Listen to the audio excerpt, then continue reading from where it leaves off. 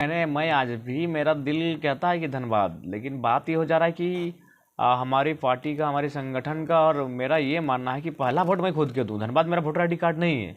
अगर धनबाद मेरा वोटर का आईडी कार्ड होता मैं धनबाद ही कुछ करता, लेकिन गिरिडीह, और मैं नेक्स्ट टाइम जरूर आपकी इस मनोकामना को पूर्ण करूंगा। धनबाद से मैं प्रति 22 से झारखंडी भाषा संघर्ष समिति की शुरुआत हुई थी।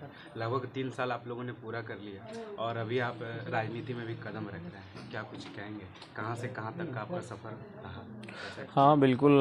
जहाँ तक इस आंदोलन के आगाज़ का प्रश्न, दिसंबर का महीना था और शायद 2021 था, और उस समय झारखंडी भाषा संघर्ष समिति के माध्यम से आंदोलन का आगाज़ हुआ था।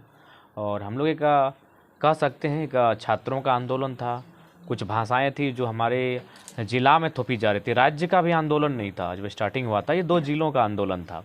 लेकिन चूंकि मुद्दा जेन्युइन था और एक ऐसा मुद्दा था जिससे झारखंड की जनमानस शोषित हो रही है, और वह अहम कारण है झारखंड में गैर झारखंडियों का बढ़ता हुआ दबदबा हर क्षेत्र में, एजुकेशन के क्षेत्र में, नियोजन के क्षेत्र में, टेंडर के क्षेत्र में, व्यापार के क्षेत्र में, हर विभाग में जो है गैर झारखंडियों का यहाँ लगातार दबदबा बढ़ने के कारण यहाँ की जो जनसंख्यिकी है वो डिस्टर्ब हो रही है, यहाँ की कल्चरल आइडेंटिटी डिस्टर्ब हो रही है, यहाँ के लोकेलिटी डिस्टर्ब हो रही है। तो एक जेन्युइन मुद्दा था जो झारखंड की ग्राउंड से एक साधारण छात्रों के द्वारा, जिनमें जयराम महतो कहिए, एक साधारण बैकग्राउंड से आने वाले युवाओं ने एक बहुत बड़े आंदोलन को तैयार किया, और ये आंदोलन धीरे धीरे आगे बढ़ा।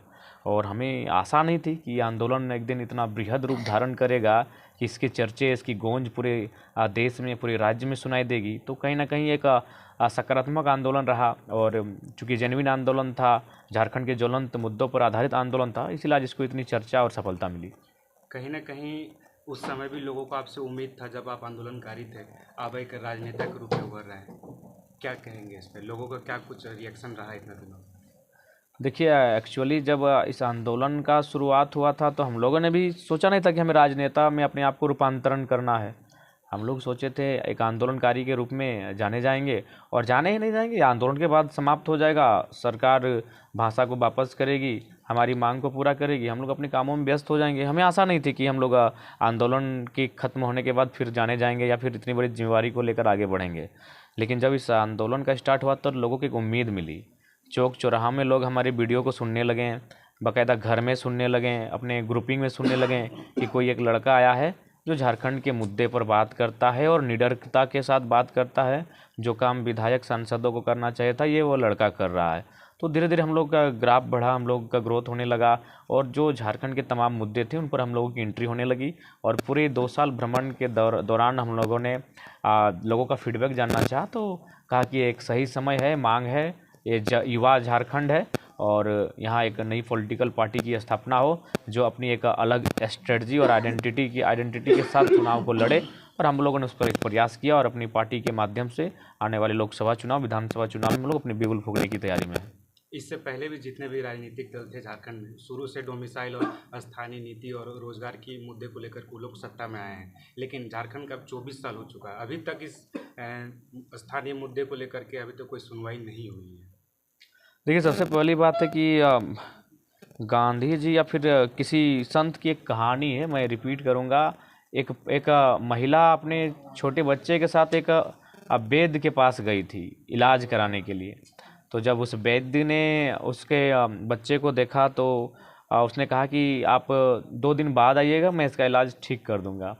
तो फिर जब वो महिला 2 दिन के बाद अपने बच्चे के साथ पुनः उस वैद्य के पास आई, उस हाकिम के पास आई, तो उन्होंने बताया कि इनका इलाज में क्या करना होगा। बोला ज़्यादा कुछ मत कहिएगा, इनको बोलिएगा कि गुड़ खाना छोड़ देंगे।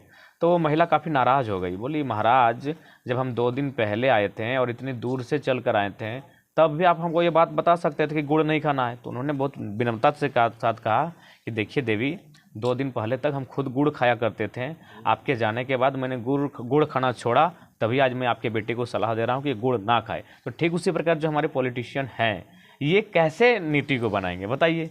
किसी की मलेशिया में कंपनी है, किसी की दुबई में कंपनी है, किसी का 24 गो जिला में से 12 गो में मकान है, किसी का झारखंड के अलावे अन्य हमारे प्रदेशों में मकान है, फैक्ट्रियां हैं।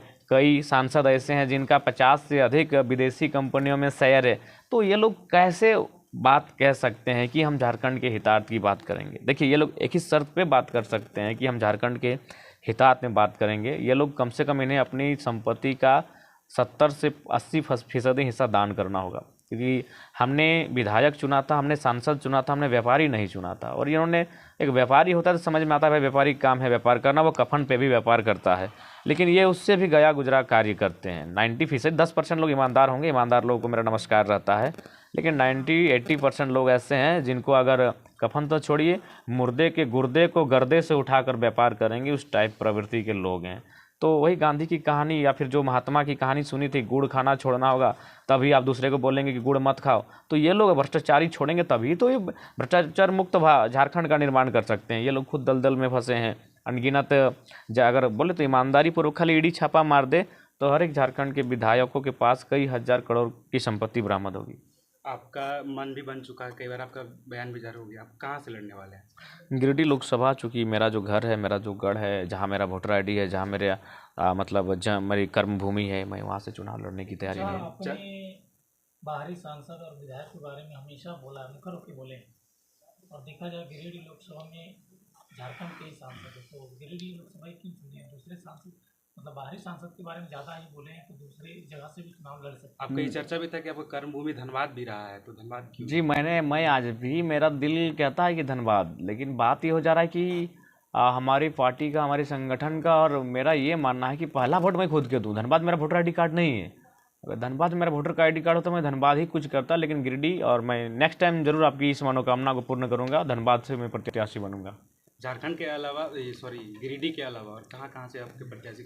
कोडरमा, हजारीबाग है, रांची है, और देख रहे हैं कोल्हान की सीटों पर अगर हम लोग अपने आप को बूथ स्तर पर मजबूती पाएंगे तो वहाँ पर भी हम लोग चर्चा करेंगे। चतरा के बारे में क्या सोचा? चतरा में हमारा प्रत्याशी रहेगा। चतरा चूँकि केबीसी का सवाल है तो वहाँ से तो हम लोग भागेंगे नहीं, चतरा में हमारा प्रत्याशी रहेगा। एक बात ये भी सामने आई है कि कहीं ना कहीं अगर आप जीतते हैं तो एग्जाम्पल के तौर पर अरविंद केजरीवाल भी जीत करके गठबंधन बनाए थे, कहीं आप भी कहीं ना कहीं बीजेपी के साथ क्या गठबंधन बनाएंगे? देखिए, भारतीय जनता पार्टी और हमारी विचारधारा में बहुत भिन्नता है।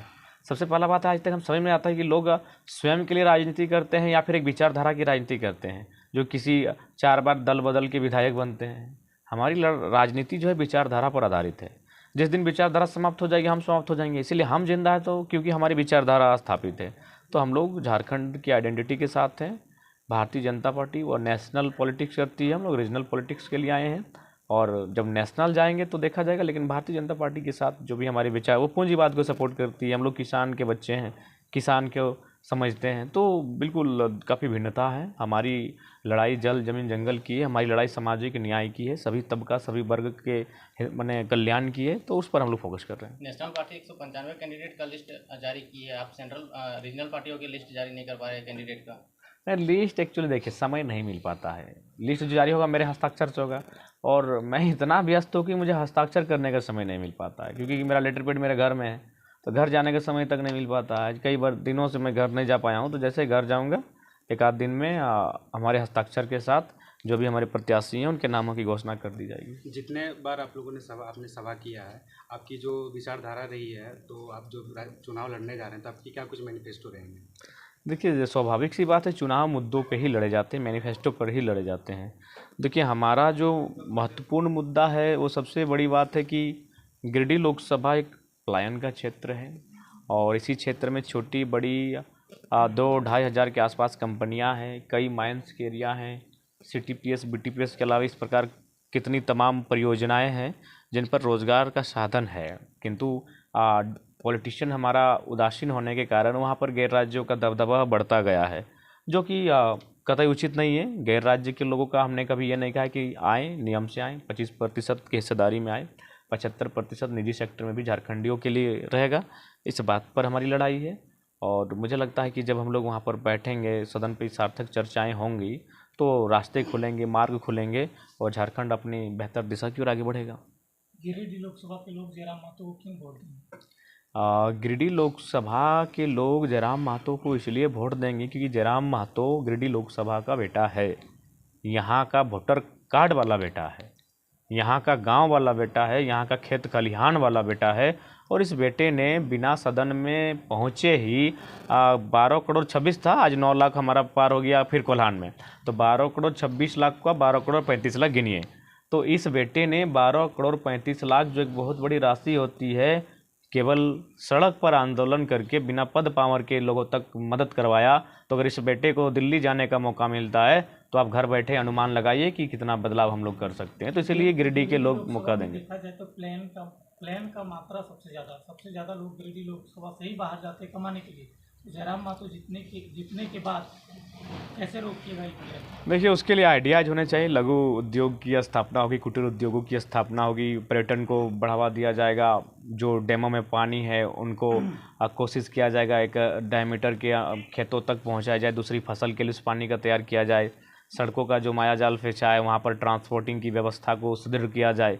तो बहुत सारे वैकल्पिक मार्ग है जिन पर हम लोग चर्चा करके, और एक जनप्रतिनिधि जब उस पर हस्तक्षेप करेगा तो बेहतरी होगी। देखिए, जनप्रतिनिधि अगर हस्तक्षेप करेंगे तो कोई भी बिगड़ा हुआ काम बन जाता है, तो निश्चय ही हम लोग उस पर बेहतर कार्य करेंगे। एक समस्या, टाइगर जी दिल्ली आप जाएंगे ऐसा आप सोच रहे हैं, जनता भी सोच रही है कि टाइगर दिल्ली जाएगा, पर जिस तरह से सोशल मीडिया में देखे हैं कि टाइगर को पिंजरे में बंद कर देंगे, तो कहाँ से दिल्ली जाएंगे? देखिए, ये पिंजरे में बंद रहने वाला टाइगर नहीं है, ये उस पिंजरे को तोड़ के निकल जाएगा। वो गीत सुने थे ना कि पिंजरे को तोड़ के चिड़िया उड़ो, तो वही हाल होगा। ये टाइगर पिंजरे में नहीं रहेगा। आदरणीय पत्रकार महोदय, चूँकि आप अभी अब चुनाव भी लड़ने जा रहे हैं, लोगों की एक समस्या रहती है कि आम सभा के अलावा अगर लोगों को आपसे अगर अपना समस्या सुनाना है तो क्या कुछ माध्यम रहेगा उसका? जी हाँ, हम लोग का माध्यम है, प्रधान कार्यालय है, वहाँ प्रत्येक दिन नहीं करने से भी 30-40 औसत शिकायत आती है। उन शाम को 2 दिन में जब वहाँ जाके हम बैठते हैं तो उन शिकायतों का समाधान करते हैं, टेलीफोनिक समाधान करते हैं। तो हमारा प्रधान कार्यालय जो मानटाण में अवस्थित है, वहाँ जाकर आप अपनी शिकायतों को रखें। हमारे संगठन के साथी वहाँ लगभग 12 घंटा रहते हैं, बैठते हैं, मैंने पाली बाय पाली, तो उनके माध्यम से वो सूचना हम तक आएगी और उस पर हम लोग जितना हमारा सामर्थ्य है हम लोग